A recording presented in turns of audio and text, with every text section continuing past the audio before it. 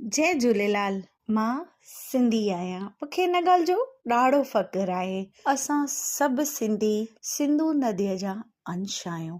हा, असांजो इष्ट देव श्री झूलेलाल भॻवानु, पले जी सवारी ऐं असांजो तारणहार। जी हाँ, उहो तारणहार जंहिं मीरख शाह खे बि जात पात जो भेद न ॾिसी उन जो ग़लतियूं माफ़ कयूं ऐं उनखे पंहिंजो मुरीद बणायो। जी हाँ, उन इष्ट देव जो अॼु अपमान थी रहियो आहे। अमित बघेल, जी हाँ, काफ़ी सुर्खियुनि में आहे।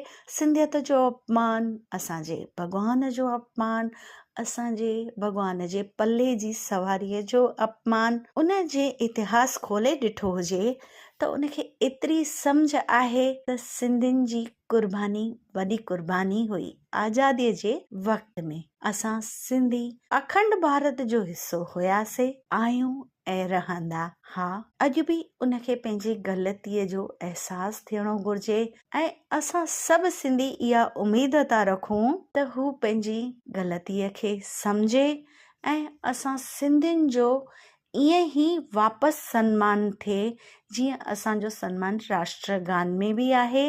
भारत जे हर कुंड में असां सिंधी जीअं वसियल आहियूं ऐं हर दिलि में वसियल आहियूं। बेशक असांखे कोई राज्य मिलियल कान्हे, पर तंहिं हूंदे बि असां सिंधियुनि जी वॾाई आहे त असां हिकु थी अखंड भारत जो हिसो आहियूं ऐं हिन ग़लति ॻाल्हि जो विरोध कयूं था। उमेद आहे त हिन ॻाल्हियुनि जी कार्यवाही थींदी ऐं ग़लति ॻाल्हाइण वारे खे सज़ा मिलंदी। मां अनामिका, सिंधी चैनल जे पारां। जय झूलेलाल।